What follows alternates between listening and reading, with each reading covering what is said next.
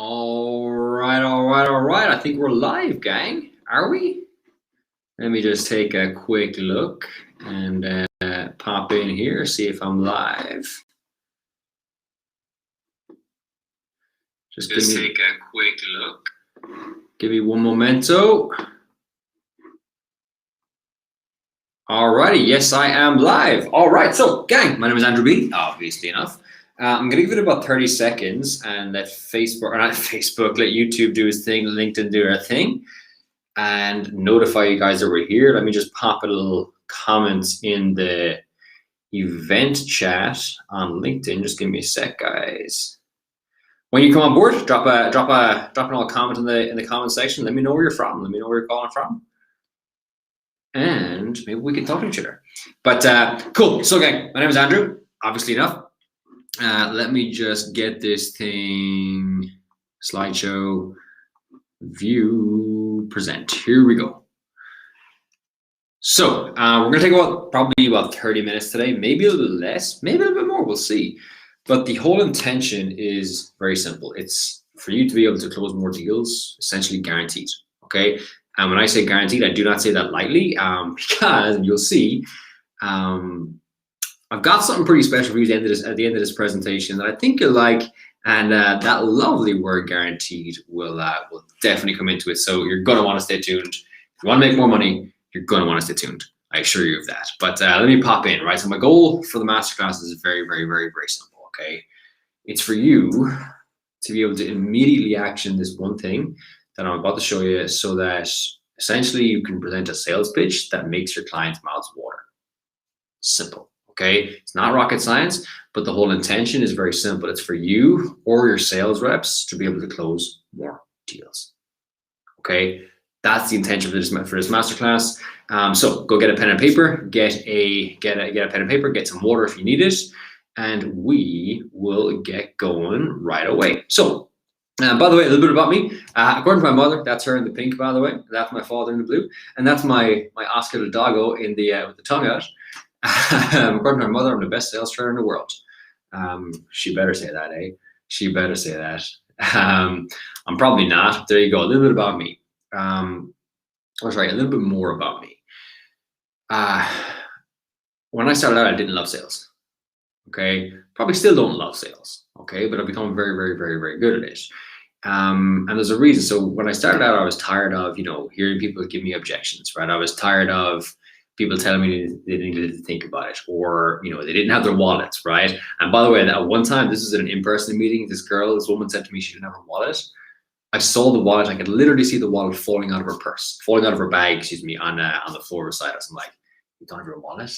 And I was like, I didn't know what to say, right? Or people telling me that back tomorrow, people telling me to transfer money, people telling me that, and then hang it up, people, and never really, I guess, hitting the targets that I had set for myself. Okay, and obviously it's frustrating. So if you can relate to that, by the way, just drop a comment in the chat. If you can relate to that, drop a comment in the chat, and we can engage with each other. But ironically, if I go back to my mother, she would always call me a natural born salesperson. And that being said, I was still having all these problems, right? I was still doing what? I was having objections. I was not hitting my targets. I was, falling short. I'd start every week or every month with like, I'm going to hit this amount. I'm going to hit this many closes, this many deals, this many clients. And every single time I'd fall short. And so I'd buy all the books. Okay, I'd buy all the courses, you name it, I bought it, right? All the Tony Robbins stuff, all the Jordan Belfort stuff, all the Grant Cardone stuff, and every other sales trainer you can think of. I probably bought their stuff, but things never really clicked, I guess. Okay, I don't know why. Well, I do know why now, but I didn't know why at the time.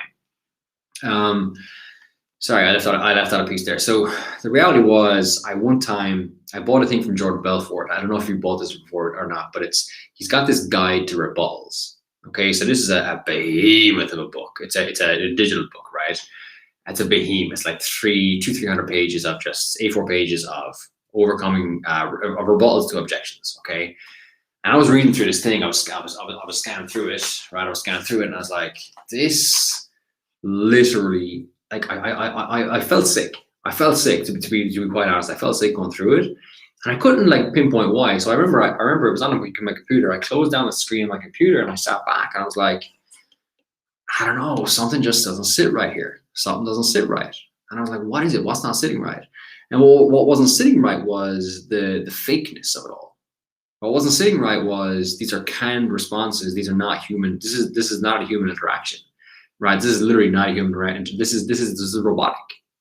Okay. And sure, there's an element of sales where you just say the right thing, but it doesn't have to be that way. It doesn't have to be that fake. And I can assure you, if we can, and I'll get into it in a second, if you can remove those elements of these canned responses, these forced these tactics, all this kind of stuff, if you can remove it, you'll probably make more money. Okay, so if you want to make more money, I highly recommend you stay tuned for the rest of the live stream. Okay, so let me skip on. I've literally been through the ringer. Okay, with sales, I've made a lot of money, I've lost a lot of money, I've not made a lot of money, and honestly, being able to sell is obviously the most powerful skill on the planet, especially if you're in business. Okay, so I don't want anyone suffering the way I did, and so after literally selling millions, so between myself and between other companies, I figured out very, very simply how to engineer a sales conversation that allows my prospects to do certain things. And that is to tell me exactly where they are in the buying process or in the buying pocket. And from there, exactly what to say so that my pitch lands perfectly, so that they have essentially no choice what to buy because they've told me exactly what they want. And they've told me exactly that they want what I have to offer. And so now the logical next step is for what? It's for them to purchase, okay? And we'll go through that in a second. So if you're excited about that, drop a comment in the comment section. Let me know you're excited. And also remember, stay tuned because I got something very succulent for you at the end of this call, right? So at the end of this presentation, right? So remember, your prospects are going to do something very, very straightforward.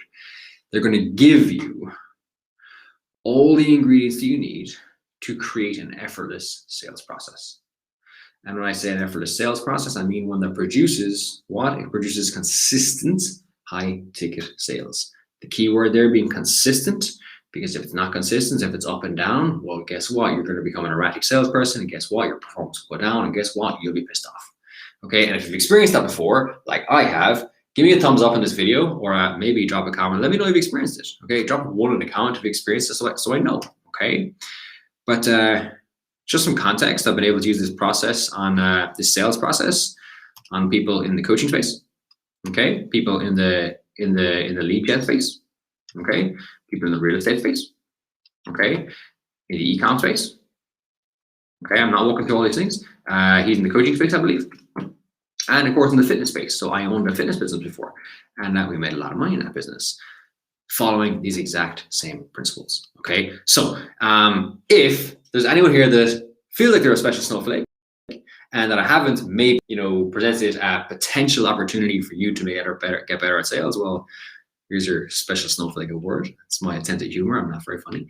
But without further ado, let's get into it. Okay, so secret number one is very, very simple. Okay, there's three secrets. Secret number one is conversion conversations. Okay, conversion conversations. So essentially what we're going to do is harness the secret method that humans have been unknowingly using, that is, for centuries to boost conversions and close more deals. So we're going to harness the secret method humans have been unknowingly using for centuries to close more deals. Okay, so if you're excited about that, you're going to like this, right? So let me ask you this. How is it that some people are able to close more sales, or close sales left and right, essentially, while others are left holding the bag? Why is that? Right? Drop a comment below if you know why, right? Drop a comment below if you know why. Conversion conversations are essentially a lot like relationships. Okay, I think, by the way, this is my ugly mug and this is my delightful girlfriend's delightful mug. In the background, I'm making sushi in this photograph, by the way. But if I come back to this slide here, why are others left holding the bag? It's usually because they don't understand what's really going on with the prospect. And because they don't understand what's going on with the prospect doesn't understand what's going on with themselves. Because our jobs as salespeople is what? It's not to sell someone, it's to have someone sell themselves into what we have to offer. How do we do that? We have conversion conversations. Conversion conversations are conversations that we would have with our significant other. They're conversations that we would have with our family. They're conversations that we would have with our friends. The distinct difference is it's choreographed in a certain way so that we can pull out the necessary information that we need as the salesperson to influence the person on the other end of the line to make the decision that's right for them. Okay, so a lot of people approach sales in a salesy way, and yes, that worked 5 years ago, 15 years ago, 25 years ago, but it doesn't work. Let me rephrase. It's not that it doesn't work. It's just not as effective, and it's sure as shit not as efficient as it could be. Okay, the world is changing. We have so much information now. People are not getting on the phone with people if they don't want what we have to offer because they've done all the research. Whereas in the past, what was the problem? In the past, the sales rep was the barrier to information. So therefore, we could take, or sales reps could take that like hard, that aggressive approach. And although it works to a degree now, I assure you is that if you take conversion conversation approach, you'll probably make more money. And that's why you're here, I imagine, right? So if you're here to make more money, drop a comment in the comment section. Don't drop a comment, just give me a thumbs up. That's all I want, right? Just give me a thumbs up. So essentially what we want to do is ask our prospects questions that allow them to tell us what we need to know so that they can ultimately tell themselves that they need to buy what we have to offer. Because essentially we want them to start selling us on why we should accept them into our program.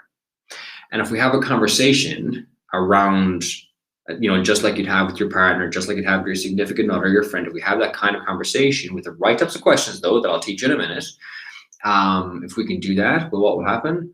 Well, they'll open up more. They'll give us the right fuel we need to close the deal, and ultimately they'll trust us more, and they will close. Okay, so I remember, I think it was last week. It was last week, yeah. I was on the phone to this woman, and she'd never heard me before ever, and she enrolled, and she's like, I feel like we know each other. I feel like we've known each other for years. And I was like, why do you feel that way? She's like, I don't know. I just guess we just know each other really well. I was like, no, I didn't tell her this, but I thought more about it. It was because I was asking her the right questions, and those questions were allowing us to connect. Okay, if you can do that, people will buy more. If you can do that, people will buy more often. If you can do that, people will pay more. Okay, because our intention is what is to understand our prospects so that we can solve their problem. Okay, and I'll teach you more about this in a second, right? But let me ask you this: do you understand why selling more in alignment with human psychology might be important? Okay, and can you see how easily you can implement it, right? And alignment with human psychology is what? It's having a conversation. Humans like to talk. What do they like to talk about? Themselves. So if we ask the right questions, we can get them to open up and talk about themselves. When someone's talking about themselves, they feel comfortable. When someone's talking about themselves, they feel heard. When someone's talking about themselves, they feel good. Okay, so we need to enable them to do that by asking the right questions, and by default, they will tell us everything we need to know, which inherently, indirectly is telling themselves what they need to know to make a decision to buy from us. Okay, does that make sense, guys? Does that make sense? Drop a comment in the comment section if that is making any sense. Okay, because no point me talking if I'm not making sense, right? That's secret number one. Secret number two, though, is the key to closing effortlessly is being able to make essentially a no surprises proposal. Okay, so the key to closing effortlessly is being able to make a no surprises proposal. So essentially what we want to be able to do is tell our prospect tell them exactly what they want to hear, or said differently, we want to be able to tell them exactly what they've told us they want to hear. Okay, and the assumption here, by the way, is that you're selling ethically. You actually can help them, and you actually can solve their problem. Just so we're on the same page here. Okay, that is the assumption.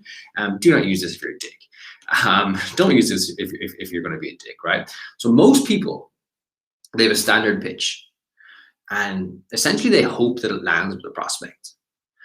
But the reality is, hopium, as I like to call it, is, well, what is it? It's the most dangerous drug in the world. Okay. Because essentially what we're doing is we're hoping that our prospects likes what we say, they like what we have to offer, and they want to maybe buy from us. I don't like that approach. I don't like the uncertainty about that. I don't like the uncertainty with that. I don't like the uncertainty with not knowing if I'm going to enroll this person. If I'm pitching you, I know you're enrolling because you've already told me. Okay. So over time for me, I began to realize that most people, what most people meant by sell them what they want and give them what they need, it's incongruent with human behavior. Okay, or said differently, I think it's unethical. Okay, so people used to say sell them what they want and give them what they need, but I would rather them tell me what they want, so like give them what they want, and therefore solve their problem.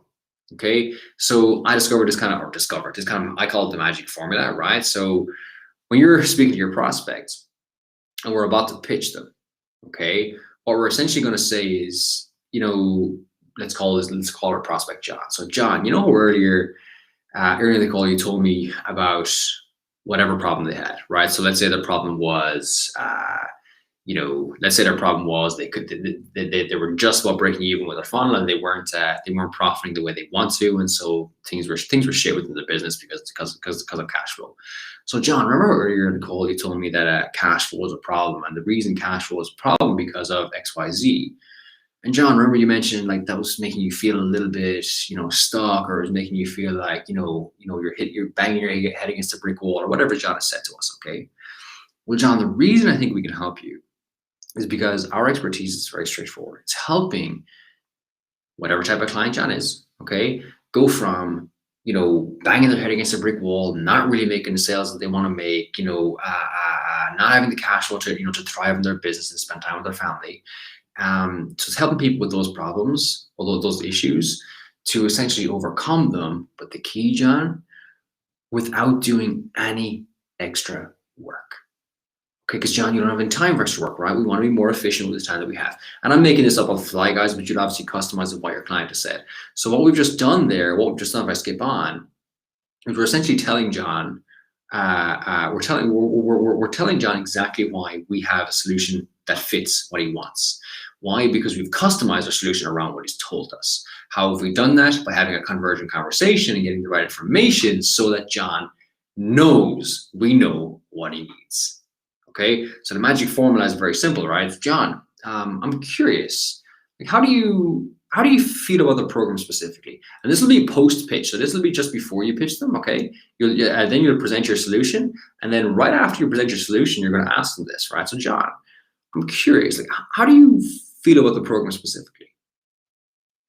Yeah, I feel pretty good about it. So we're going to feel John out here. We're going to get to know a bit more about, we're going to pay attention to his tonality. We're going to pay attention to his certainty, etc.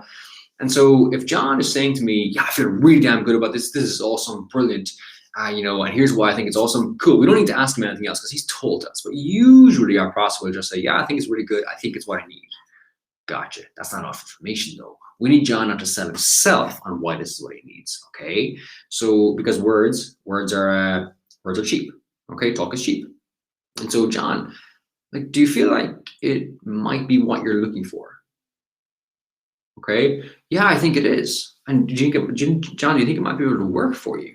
Yeah, I think you know what? I think it might work for me. Why though? Why do you say that though? Why do you think that though? You seem very certain, John. Like, what's making you so sure? And that skepticism, that curiosity, with that kind of curious tone, what's it doing? It's forcing John to edify us first of all, but also it's forcing John to tell you why he likes what you have to offer, and inadvertently he's telling himself why he likes what you have to offer. And so if any problems come up at the end where John is like humming and hawing about getting on board, well, it's incongruent with what he said he wanted. Why is it incongruent? Because he's told us about 3 minutes earlier it's exactly what he wants, and he's told us exactly why it's what he wants. So now, John, humans like to be congruent with their human psychology likes congruency. Okay, we do not like to be incongruent, and so John is going to feel obliged to follow along with his words earlier. Okay, he's going to feel obliged to act in alignment with what he said he wanted. So that it becomes far more difficult. You're creating an internal pressure essentially for John, where he feels like, fuck, I better do this. Okay, I need to do this, right? Rather than John just saying he feels good about the program, he thinks this is what he needs. Well, there's no pressure being built there. And this is not an external pressure from the sales rep to the prospect. This is a pressure within the prospect themselves, where they're like, oh, I think I need to do this, right? That's the magic formula. So you warm them up, you pitch them, and then you finish the pitch with this. Okay? Get John to tell you why he's certain. If John is any way certain, we're going to, before we present our price, whatever the case may be, we're going to go back. John, I'm curious, like what's making you unsure this is the best thing that you need? John, I'm curious, what's making you unsure this is exactly what you need to get to XYZ results? Well, I'm just not sure about that thing you mentioned in the coaching. Awesome, and we can go back and handle that before we give away all of our leverage, which is what? Our pricing. Okay, is this making sense, guys? Drop a comment in the comment section. Give me a thumbs up if this is making sense. So let me like, do you understand why not pitching this way might be sabotaging your performance? Okay, comment below. Let me know if you understand why not pitching this way might be sabotaging your performance. Okay, and when I say sabotaging your performance, if you could just get one, depending on your pricing, if you could just get one extra deal a week or one extra deal per rep per week, like what would that amount to over time? If your price point was like, let's call it $9,000, okay, and you get an extra deal a week, well, what is that? That's 36 grand a month. What if you've got 3 reps doing that? It's 3 times 36, it's 100 grand a month. Simply by changing, or not changing, but tweaking what we're saying and how we're presenting what we're saying to our prospects. Okay, does this make sense, guys? Yeah, does it make sense? Okay, so that's our secret number 2. I'm keeping this very, very straightforward because you're gonna like what I have at the end. Secret number 3 is getting our prospect to confirm that they're ready to move forward with our proposal before we present the price. So secret 3 is getting our prospect to confirm that they're ready to move forward with our proposal, with our offer, before we present our price. Okay, because remember, our prices are what? It's the castle walls. Okay, it's the castle walls, our last line of defense. Okay, so at the end of the day, we can have the best service in the world. We can have that service backed by thousands of testimonials, and we can have a prospect that we think is ready to buy. The key being we think he's ready to buy. But unless we lock down John, we lock down our prospect to, lock down that he's ready to buy, and unless we have eliminated every single roadblock objections, well, what's going to happen? Nothing's going to happen.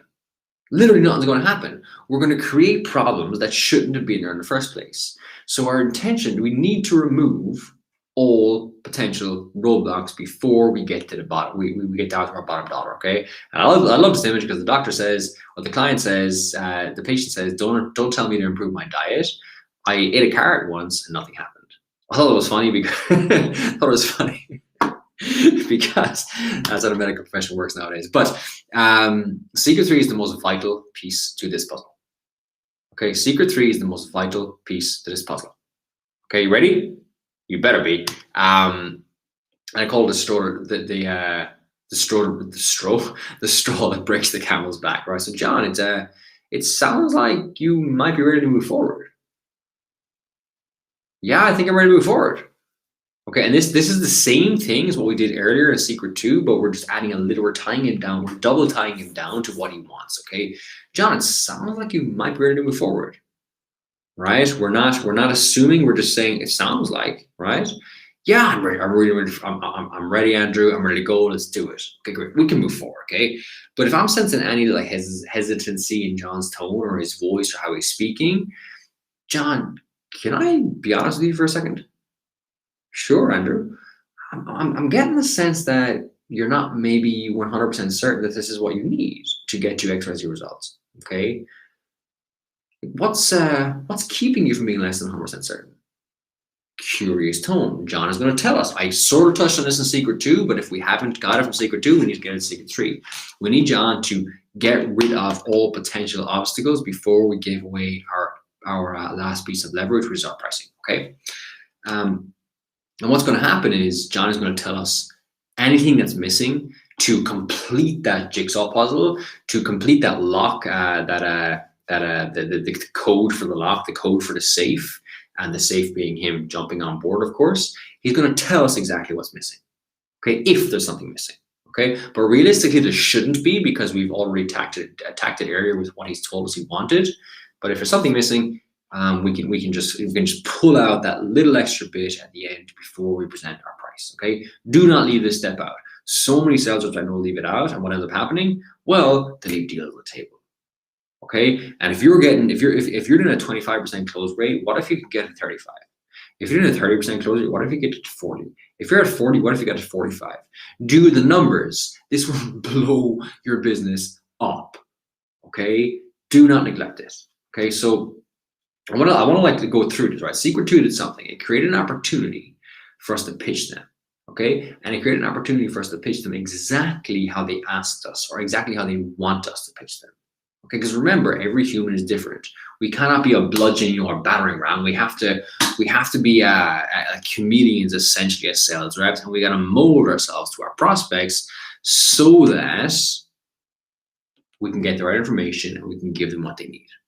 Okay, and what they want. Okay, and Secret 2 has also allowed us to do a final, or not a final, but a temperature check and draw any final objections. Okay, so essentially what we're doing is giving them one final opportunity to say what's on their minds before, like I said earlier, we give away that final piece of leverage, which in this instance is pricing. Okay, which in this instance is pricing, right? And Secret 3 is what is the final temp check, like I said. Now I want to ask you this, like ask yourself this: why does this work? Okay, why does this work? And it's exactly what I said to you earlier. It's very, very difficult for us as humans to break our word. It's very, very difficult for us as humans to break our word. Read the book Influenced by Robert Cialdini, okay? And it's especially difficult if we've been given opportunities to come clean. It's especially difficult if we've been given opportunities to come clean. Do not assume that just because things happen in day-to-day life with our spouses, with our families, etc., that's not the same exact thing in a sales conversation, because it is. It's the exact same. Humans are the same. Okay? And so this language pattern is allowing you to ethically back your prospects into a corner, and that corner is a corner that they need to be in to make the right decision for them. And that's key. That comes back to the internal pressure that I mentioned earlier, right? If we can create an internal pressure where they feel like, oh, I need to do this, and they're feeling that, that it's pulling at their heartstrings, but it's not us being applying that pressure, it's themselves, because we have asked the right questions through our conversion conversations. And what else have we done? We've pitched them the way they want to be pitched. And what else have we done? We've got them to tell us exactly what they need to solve X, Y problem. Okay. So let me ask you one last time. Do you understand why not doing a final temp check might be hurting you? Okay, and can you see how easily you can implement it? It's so fucking easy, it's sick. And it's so crazy with sales, like the smallest, tiniest tweaks just make a massive impact. I did a call review with a sales guy sales rep this morning, and he took a call yesterday, it didn't enroll, and he couldn't figure out why it didn't enroll. We just tweaked one or two small things. He's like, oh, I see exactly why they didn't enroll now. Simple. Small tweaks change everything, okay? Little hinges swing big doors, all right? So let me tell you this. This will work if you've successfully covered the 7 beliefs needed to make a sale, okay? Which we cover in our training, by the way. And these 7 beliefs are the commitments of the buyer to the seller, and of course, the commitments of the seller to the buyer.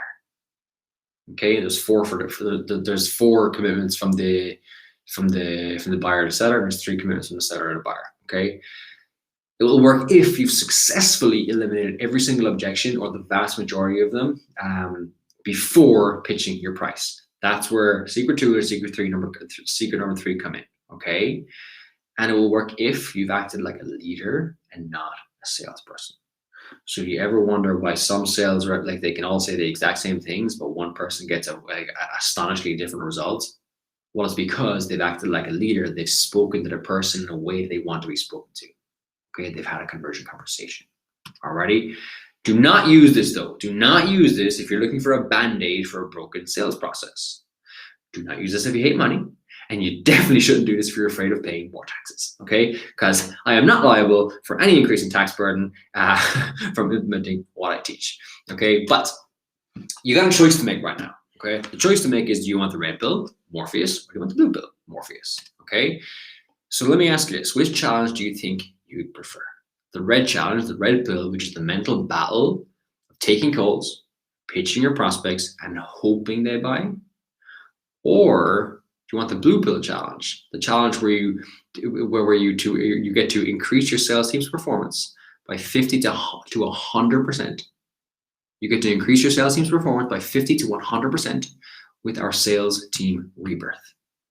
Okay, which one do you want? Do you want the red pill? Do you want the blue pill? Okay, and let me tell you this, and this is the crazy thing I was going to say to you. If you do exactly what we say, and if you don't increase your sales after 30 days, I'll personally jump into shark-infested waters as an apology, and I'll refund all your money before I jump into those waters because I'll be dead. So if you do exactly what we say, you don't increase your sales after 30 days, I'll personally jump into shark-infested waters, I'll refund all of your money, and I'll be dead.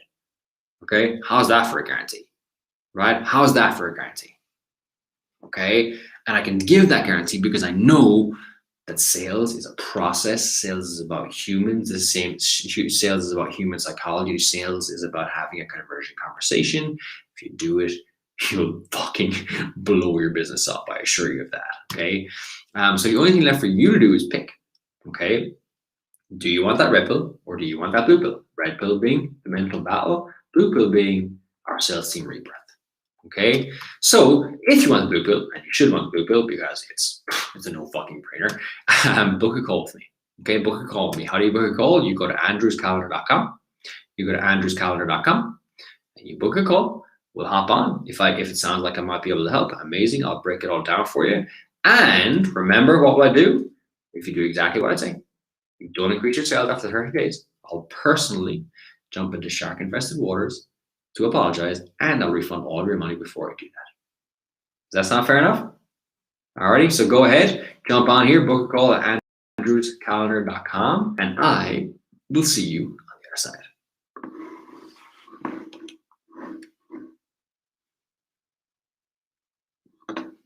How do I end the stream?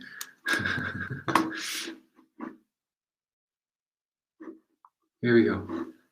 I can't end the stream, guys. Go to andrewscalendar.com. Here we go, end stream.